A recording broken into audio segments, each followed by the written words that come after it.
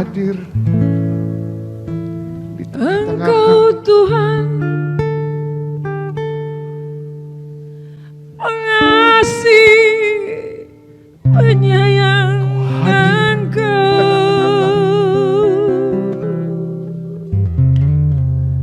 Engkau ada di depan Murah hati Tuhan, panjang sabar Tuhan, maka hatiku hancur.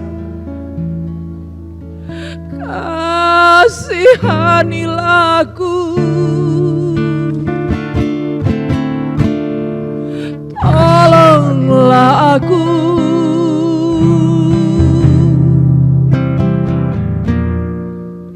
kasihanilah aku, ampunilah.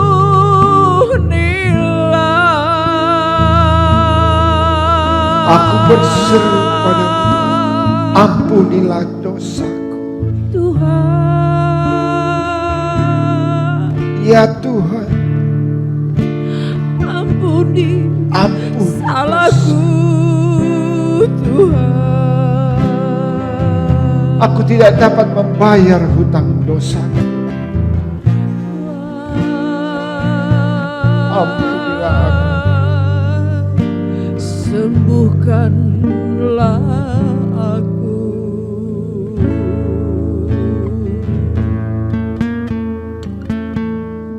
Akuilah Tuhan, saudaraku, bahwa Dia adalah penguasa atas hidupmu.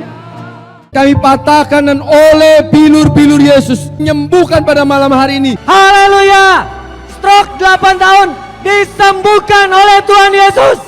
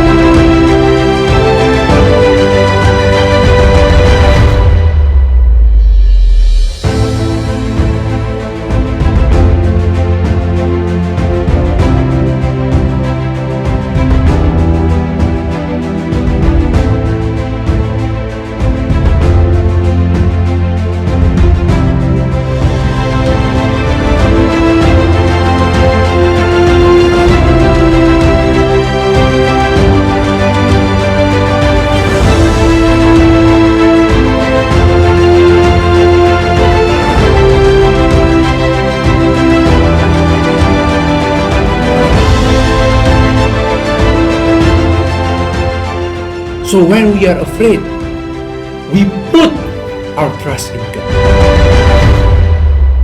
Jesus loves you and He hears you.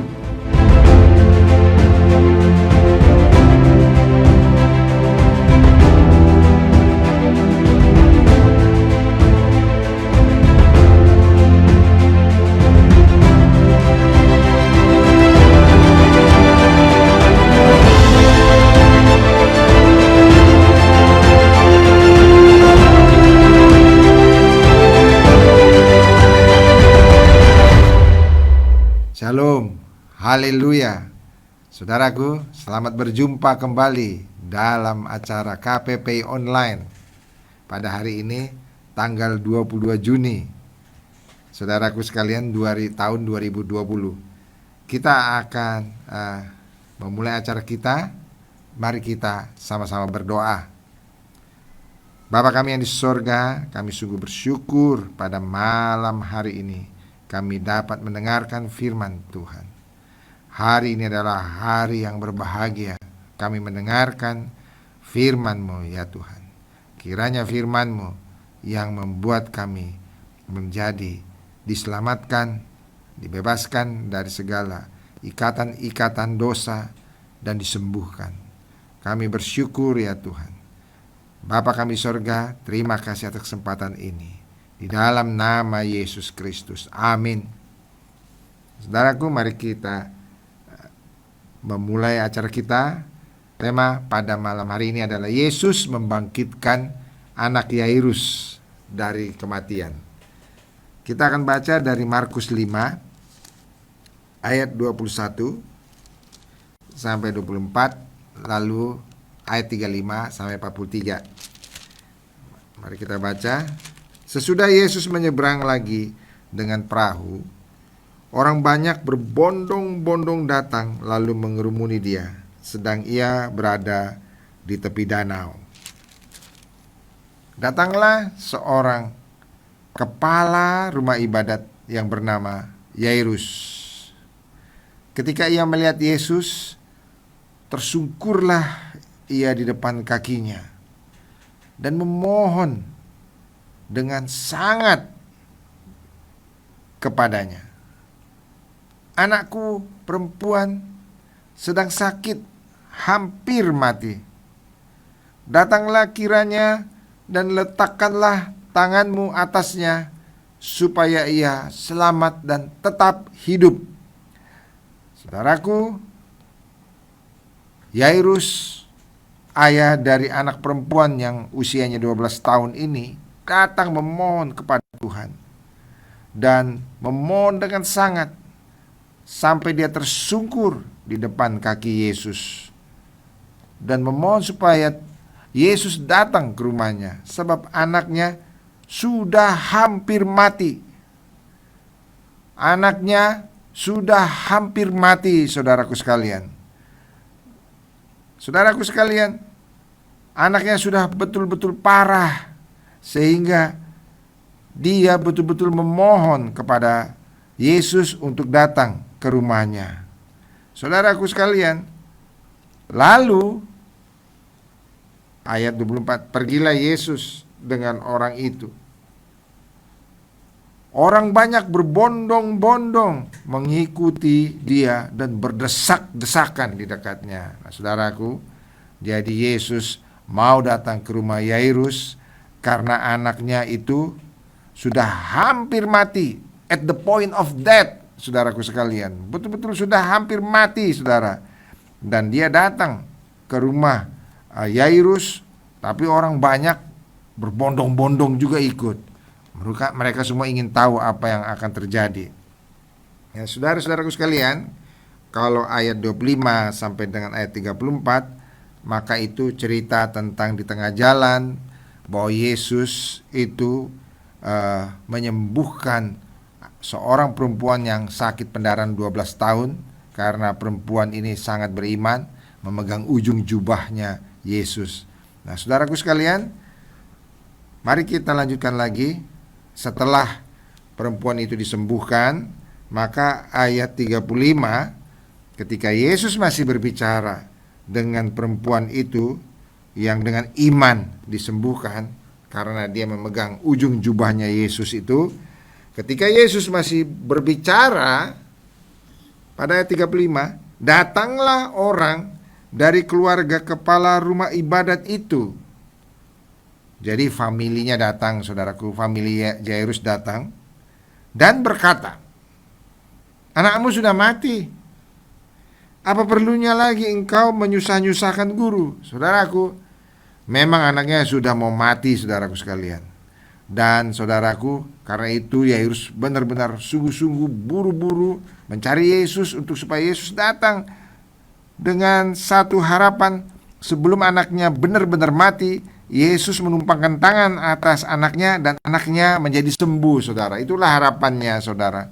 Jadi dia betul-betul berharap dan dia betul-betul ingin bahwa Yesus datang untuk menyembuhkan anaknya. Tapi apa yang terjadi, saudara? Di tengah jalan, familinya atau keluarganya datang, udah mati. Anakmu sudah mati. Jadi buat apa lagi nyusah-nyusahkan guru, nyusah-nyusahkan Yesus, buat apa? Karena sudah mati. Karena pikiran mereka, ya sudah mati, ya sudah. Jadi sudah tidak mungkin lagi disembuhkan karena sudah lewat waktunya, karena dia mati, saudaraku sekalian. Dalam pikiran mereka, Yesus sanggup menyembuhkan. Tetapi dalam pikiran mereka, mereka belum berpikir bahwa Yesus sanggup membangkitkan anak perempuan yang sudah mati ini, saudara. Karena itu dia bilang, buat apa disusah-susahkan lagi? Ya sudah, dia sudah mati, tinggal kita kubur saja. Nggak perlu lagi Yesus datang ke rumah kita. Nah, saudaraku, ketika hal itu terjadi, apa yang Yesus katakan di ayat 3, Yesus katakan di ayat 36? Mari kita baca. Tapi Yesus tidak menghiraukan perkataan mereka dan berkata kepada kepala rumah ibadat, "Jangan takut, percaya saja." Saudaraku, jangan takut, percaya saja. Saudaraku, saya dapat membayangkan bagaimana perasaan Yairus. Mungkin dia pun juga sudah hilang semangatnya karena anaknya sudah mati, dan keluarganya juga sudah datang memberitahu anak sudah mati. Buat apa lagi menyusah-nyusahkan guru? Dan saudaraku, dia mungkin sudah kehilangan satu dorongan untuk menerima mujizat dari Tuhan karena anaknya sudah mati. Tetapi tiba-tiba Yesus sendiri yang berkata kepadanya, "Jangan takut, percaya saja. Jangan takut, anakmu pasti selamat." Saudaraku sekalian, saudaraku, Yairus dikuatkan oleh Yesus karena Yesus sendiri yang berkata, "Jangan takut, percaya saja, anakmu pasti selamat." Saudaraku sekalian, itulah yang dikatakan Yesus kepada Yairus. Saudaraku, saya yakin perkataan Yesus itu menguatkan lagi, membuat Yairus semakin semangat lagi, saudara. Walaupun anaknya sudah mati, tetapi Yesus bilang percaya saja, maka dia saya percaya timbullah satu pengharapan bahwa Yesus sanggup melakukan mujizat dan menyembuhkan, bukan saja menyembuhkan, membangkitkan anaknya yang sudah mati. Lalu Yesus ayat 37 tidak memperbolehkan seorang pun ikut serta kecuali 3 muridnya, yaitu Petrus, Yakobus, dan Yohanes, saudara Yakobus. Mereka tiba di rumah kepala rumah ibadat, dan di sana dilihatnya orang-orang ribut, menangis dan meratap dengan suara nyaring. Saudaraku sekalian, ini ciri-ciri khas orang yang baru memperoleh satu kedukaan karena kematian salah satu anggota keluarga di rumah itu. Saudaraku, maka semua orang yang ada di situ, wah, ribut. Semua orang di sana menangis. Semua orang di sana mungkin meratap. Saudaraku, sangat ribut, meratap, menangis, meraung. Mungkin saudara semua menyatakan kesedihannya. Semua merasakan kesedihan dan menangis. Saudaraku, suasananya pasti saudara dapat bayangkan, karena saudara mungkin pernah mendatangi rumah yang ada di dalam kedukaan. Nah, saudaraku, sesudah ia masuk, ia berkata kepada orang-orang itu. Apa kata Yesus kepada orang-orang yang lagi ribut, lagi menangis, lagi meraung-raung, mungkin lagi menjerit-jerit? Saudaraku sekalian, karena ada kematian, saudaraku, Yesus masuk ke rumah itu dan berkata kepada orang-orang yang menangis itu, saudaraku sekalian.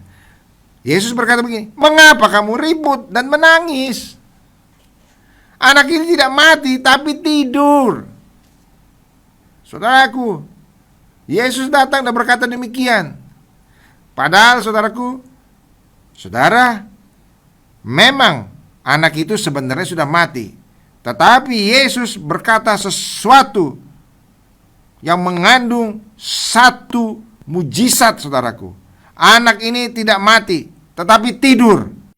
Nah, saudaraku, orang-orang yang nangis, yang berteriak-teriak, yang ribut ini, saudaraku sekalian, apa yang dilakukan oleh mereka ketika mendengar bahwa Yesus berkata, anak ini nggak mati, tetapi tidur.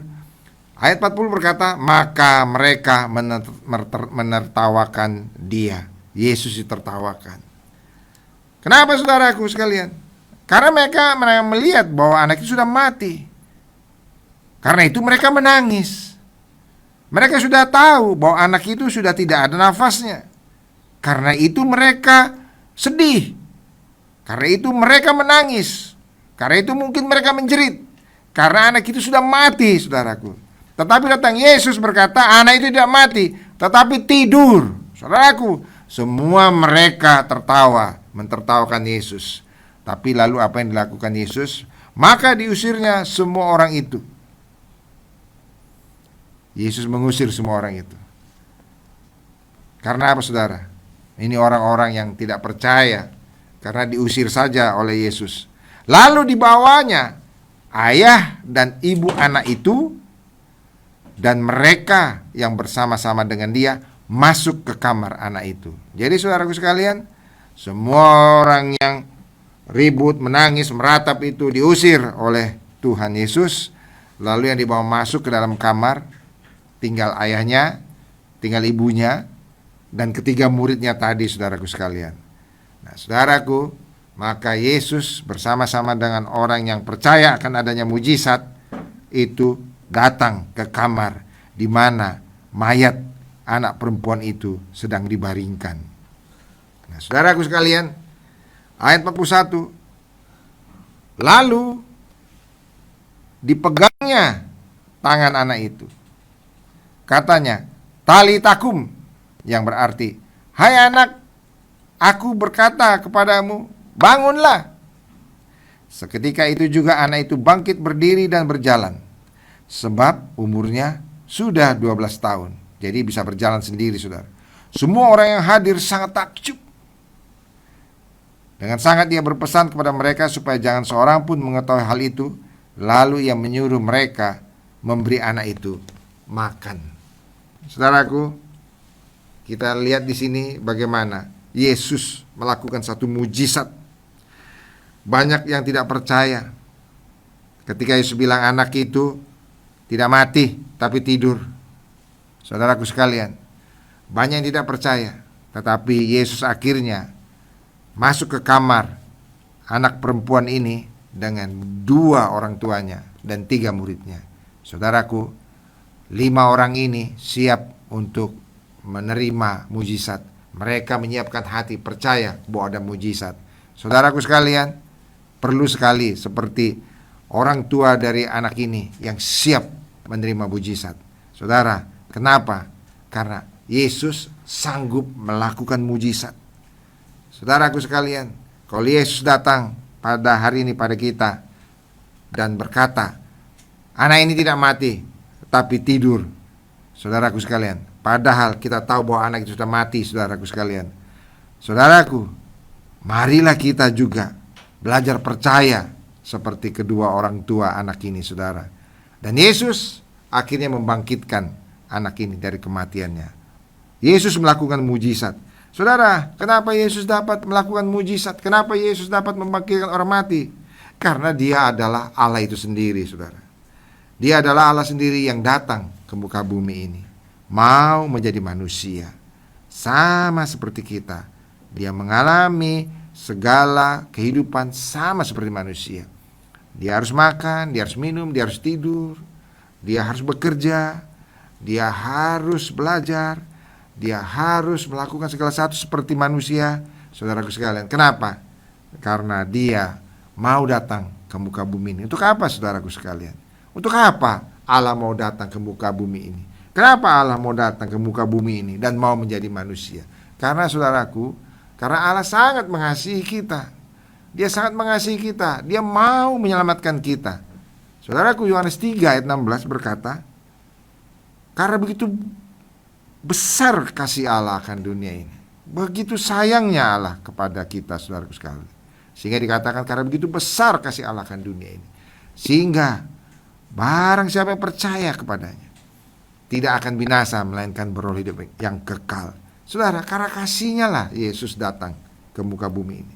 Karena kasihnya Allah mau datang menjadi manusia ke muka bumi ini. Untuk apa saudara?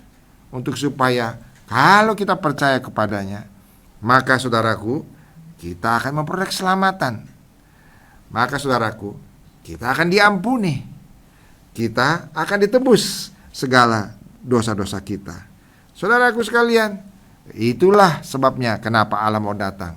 Dan Allah datang menjelma menjadi manusia. Dan Yesus namanya. Kalau kita melihat Yesus, maka kita melihat kasih Allah kepada manusia. Kalau kita melihat Yesus dengan apa yang dikerjakannya, maka membuat kita bisa mengenal Allah, saudaraku. Kalau mau melihat kesabaran Allah kita, lihatlah Yesus yang sabar selama dia hidup di muka bumi ini. Kalau kita mau melihat bagaimana pengampunan Allah kepada kita, maka lihatlah Yesus yang mau naik ke kayu salib untuk mengampuni kita. Kalau kita mau melihat pengampunan Allah kepada manusia, mari kita lihat bagaimana Yesus mengampuni orang yang menyalibkan dia. Saudaraku, dia tidak mendendam, dia malah mengampuni dan memohon kepada Allah Bapa untuk supaya Tuhan mengampuni mereka yang telah melakukan kejahatan baginya. Saudaraku sekalian, kalau kita mau melihat kuasa Allah, lihatlah pada Yesus yang sanggup membangkitkan orang mati seperti kita telah baca. Sanggup menghentikan badai, saudaraku sekalian. Sanggup memberi makan 5.000 orang hanya dengan 5 roti dan 2 ikan. Saudaraku sekalian, dan kalau kita mau melihat bagaimana Allah mau menebus dosa kita, marilah kita melihat Yesus yang mau naik ke kayu salib untuk mau mati bagi kita, menebus dosa kita. Kalau kita mau melihat bagaimana Allah mau menyembuhkan kita yang sakit, saudaraku sekalian, mari kita lihat Yesus yang mau dicambuk dan dicambuk, tetapi bilur-bilurnya itu, firman Tuhan berkata, oleh bilur-bilurnya kita menjadi sembuh. Saudaraku, maukah saudaraku sekalian sekarang percaya kepada Yesus? Saudaraku, dia sanggup melakukan mujizat. Persoalannya adalah, maukah kita percaya kepada Yesus? Maukah kita percaya kepadanya? Kalau saudara percaya kepadanya, maka saudara akan diselamatkan. Kalau saudara mau percaya padanya, maka peristiwa penyaliban Yesus juga berlaku bagi saudara. Kalau saudara mau percaya padanya, maka saudaraku sekalian, darahnya yang tercurah di kayu salib itu juga berlaku bagi saudara, dapat mengampuni segala dosa saudara dan menebus segala hutang-hutang dosa saudara. Saudaraku sekalian, kalau engkau mau percaya kepadanya, mari saudaraku, kita akan berdoa pada saat ini untuk siapa yang percaya mau percaya padanya, maka pada hari ini terjadi keselamatan bagi saudara dengan saudara betul-betul mengundang dalam hati saudara untuk supaya dia masuk ke dalam hati saudara dan menjadi Tuhan dan Raja dalam hidup saudara. Mari saudara, siapa yang mau percaya kepadanya, kita berdoa bersama-sama. Tuhan Yesus, saya percaya kepadamu. Saya percaya Engkau Allah yang Maha Kuasa, yang menjadi manusia dan mau mati bagi saya untuk menebus dosa-dosa saya. Terima kasih ya Tuhan Yesus. Ampunilah dosa-dosa saya. Masuklah ke dalam hati saya. Dan mulai malam hari ini, jadilah Engkau Tuhan dan Raja bagi hidup saya. Terima kasih Tuhan Yesus. Amin. Amin. Saudaraku sekalian, saudara yang percaya kepada Yesus dan telah menerimanya di dalam hati saudara, maka saudara sekarang orang yang diselamatkan. Dan sesuai Yohanes 1:12, maka saudara adalah disebut anak-anak Allah. Saudaraku sekalian, selamat datang dalam kerajaan Allah. Saudara adalah anak-anak Allah yang memiliki Allah yang sangat mengasihi saudara dan berlaku seperti Bapa kepada saudara. Saudaraku, seorang Bapa pasti sayang pada anak-anaknya. Demikian juga Bapa kita di sorga. Nah, saudara-saudara, bagi saudara yang percaya pada Yesus dan sekarang dalam kondisi sakit, inilah waktunya pada saat ini saudara menerima kesembuhan dari Tuhan. Karena kita tahu, saudaraku sekalian, bahwa Yesus itu menebus dosa-dosa kita di kayu salib, tapi juga firman Tuhan berkata dalam Yesaya 53 ayat 5 bahwa oleh bilur-bilurnya kita menjadi sembuh. Saudaraku, yang diperlukan hanya iman dari saudaraku sekalian. Kita memerlukan iman. Kita tahu bahwa Yesus itu sangat berkuasa. Kita tahu, kita lihat bagaimana orang mati, anak perempuan 12 tahun ini bisa dibangkitkan oleh Yesus. Semua orang sudah nangis, semua udah meraung-raung, meratap. Saudaraku sekalian, semua riuh rendah menangisi anak ini. Tapi datang Yesus bilang, anak itu tidak mati, tapi tidur, saudaraku. Dan itu adalah satu mujizat, karena Yesus membangkitkan dia. Memang seperti membangkitkan orang yang tidur, saudaraku sekalian. Saudaraku sekalian, Yesus sanggup melakukan mujizat. Yesus adalah sanggup. Kenapa? Karena dia adalah Allah yang turun ke muka bumi ini. Dia sanggup. Dan firman Tuhan berkata, oleh bilur-bilurnya saudaraku dan saya disembuhkan. Soalnya persoalannya bukan pada Yesus, tapi pada kita. Percayakah kita? Percayakah pada malam hari ini? Atau percayakah pada saat saudara mendengar siaran ini, saudara percaya bahwa saya disembuhkan oleh Yesus? Yesus Maha Kuasa. Yesus adalah anak Allah sendiri.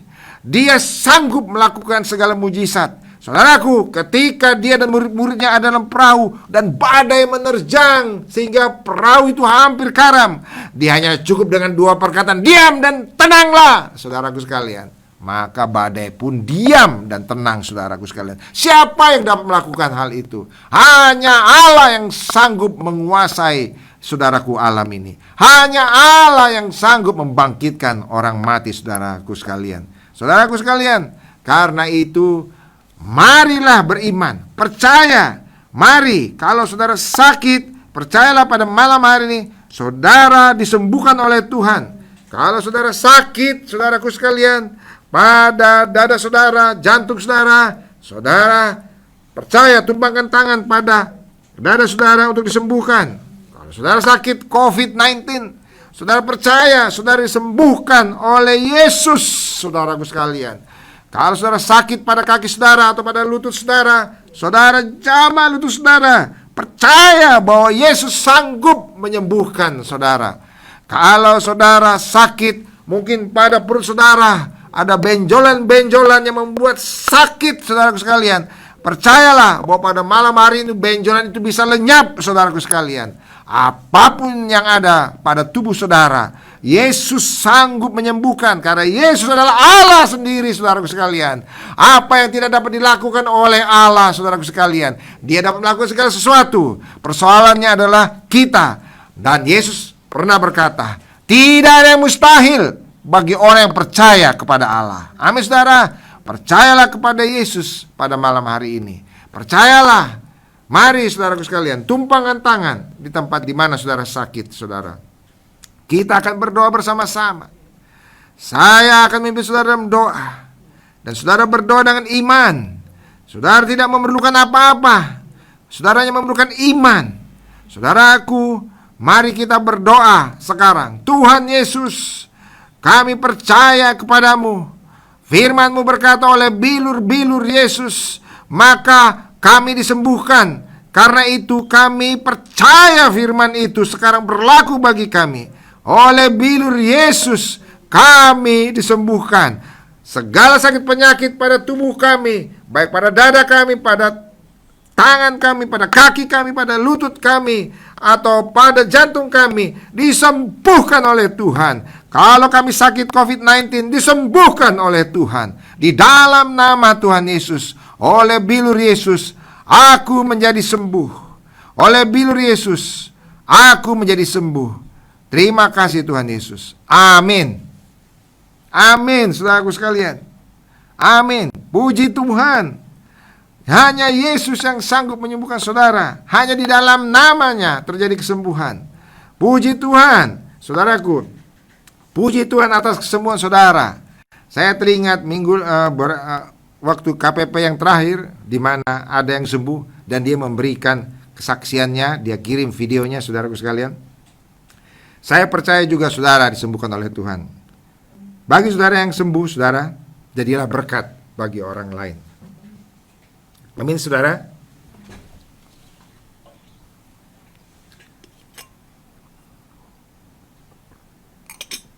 Dan saudara-saudaraku sekalian, bagi saudara juga yang sembuh dan mau menyaksikannya kepada kami, silakan hubungi call center yang tertera pada layar, baik dalam bahasa Indonesia ataupun dalam bahasa Inggris. Saudara bisa kirimkan juga video kesaksian saudara kalau saudara mau. Bagi saudara-saudara yang mau didoakan lebih lanjut karena saudara rindu mengenal Tuhan, saudara juga bisa menghubungi call center. Saudara bisa bertanya di sana dan tim dari call center dengan senang hati akan membantu saudara. Atau bagi saudara yang merasakan, saya belum sembuh secara tuntas, tapi saya rindu untuk sembuh secara tuntas, saudara bisa menghubungi call center juga untuk didoakan lebih lanjut. Saudaraku, percayalah, Yesus sanggup menyembuhkan saudara.